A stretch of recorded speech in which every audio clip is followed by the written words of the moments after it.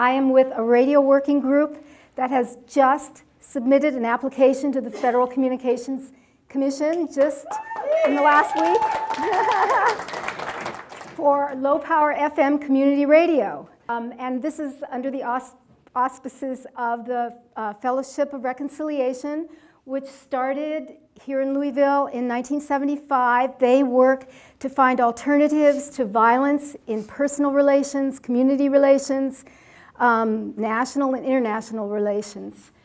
So I want to talk about public spaces because this nation was founded on the basis of public engagement, public congregating together in various public places like town halls, public squares, union halls. This is how we engaged each other, and this is how we formed our democracy. What happened? Next, it disappeared, basically, and now we've got these kinds of spaces, which is, you have one behavior that you can do in these spaces, which is shop. So we have transformed ourselves from a public engagement culture into a consumer culture. That's where we're at. And in line with that, we've done the same thing with our media. Our media began in the public sphere. Like, for example, radio. It started at the end of World War I. It was publicly funded. U.S. Navy developed it. And in the 1920s, it was practically all nonprofits, amateur broadcasters, and the military. But then, due to a lot of influence by commercial interests, the very regulators who were supposed to be protecting our public interests and our public airwaves handed over our radio stations, our TV stations, to private interests.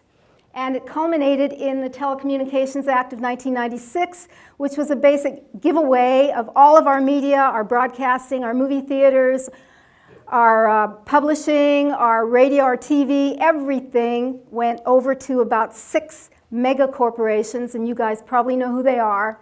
You know, Disney, Time Warner, Viacom. You guys know who they are.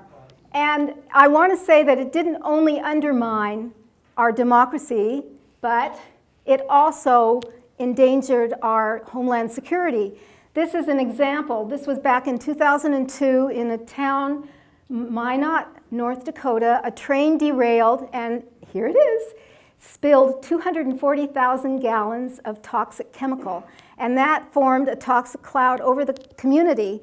But when people would call in to 911 or tune into the local station, 911 operator would tell them to tune into their station, but instead they would just get regular programming on the radio. They didn't get any emergency instructions.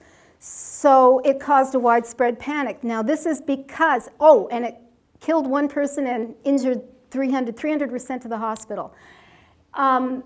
This is because all of the local stations were bought out by Clear Channel. Clear Channel, as a lot of you know, owns most of the radio stations in the country. So there was nothing local anymore. It was all prepackaged programming from a remote location by a robot, basically, and there was no one to call. So this is the kind of thing that can happen when you don't have local resources on hand.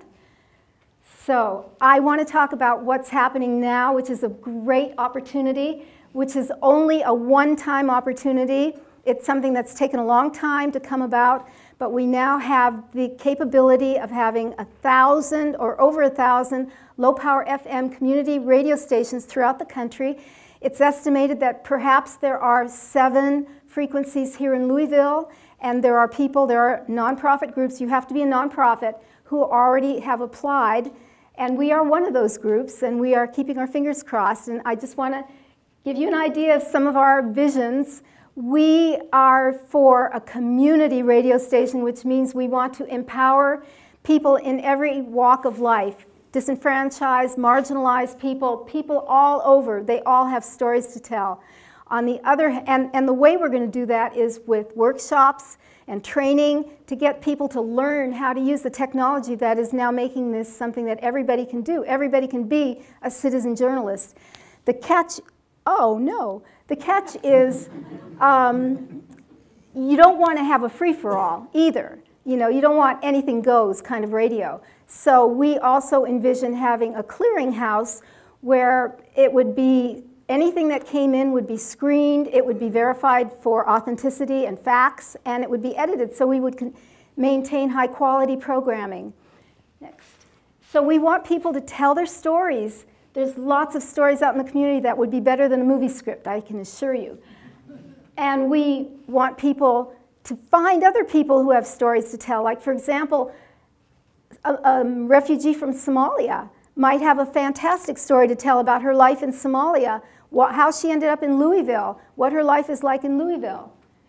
Or our musicians and our other artists, we need a platform for people to energize and inspire this community. Next. There are so many constituencies out in our community that need to start talking to one another that are not. Like the obvious ones are the conservatives and liberals, or the Muslims and the Christians, but the not so obvious ones are, for example, bus riders talking to the TARC staff, or people that are chronically ill or disabled talking to health professionals, or neighborhood people talking to their metro representatives. There's just a whole list, or ex-prisoners talking to people from the criminal justice system. We have constituencies that need to talk to each other. And, next, we have all these initiatives going on in this city. You know, like the ones that were mentioned here tonight or continue to be mentioned and in the next incubator. And we need to be able to leverage that and get it going, get people interested and excited and buy in. And I'm just saying, let's put a fire under Louisville and let's help move our culture from being a culture of consumers to a culture of creators. And in my opinion, that is the best way to fight against entrenched interests and organized money, which is what is holding up our democracy. Bravo. And so, if you have any inclination to become radioactive,